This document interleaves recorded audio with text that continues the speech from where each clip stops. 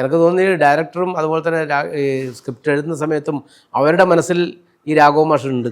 ചിലപ്പോൾ എനിക്ക് തോന്നുന്നു അവരുടെ കുടുംബത്തിൽ ആരെങ്കിലും ആയിരിക്കും ഈ രാഘവ മാഷ്. അത് ചോദിക്കേണ്ടത് അത് മോഹൻചേട്ടനോട് ചോദിക്കണം. ഉറപ്പാണ് എന്തായാലും മോഹൻചേട്ടനോട് ചോദിക്കും.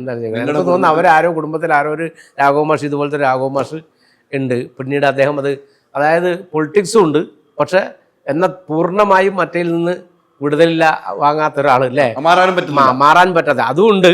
പക്ഷെ പൊളിറ്റിക്സ് കട്ട പൊളിറ്റിക്സും ഉണ്ട്. ഒരു കുടുംബമഹിമ വിട്ടുപിടിക്കാനും പറ്റുന്നില്ല. അത് മിക്കവാറും മോഹൻചേട്ടന്റെ സ്ക്രിപ്റ്റിന്റെ ഏതോ കുടുംബത്തിൽ ആരോ ഉണ്ട്. തറവാട്ടുകാരനാണ്, തറവാടിത്വം പറയുന്നുണ്ട്. പക്ഷെ തറവാടിത്തം പറയുന്നതോട് എന്ത് പറയുമ്പോൾ വിനീത് ശ്രീനിവാസൻ പറയുന്നൊരു കാര്യമുണ്ട്. ഏത് മറ്റേ ഇതുണ്ടല്ലോ, എന്താണ് ആ തറവാടിന്റെ പേര്? അതെ അജേഷിന്റെ പേര് പറഞ്ഞ് തറവാട്, ആ തറവാടിന്റെ കൂട്ടിച്ചേർത്തിട്ട് തന്നെയാ എപ്പോഴും പേര് പറയും.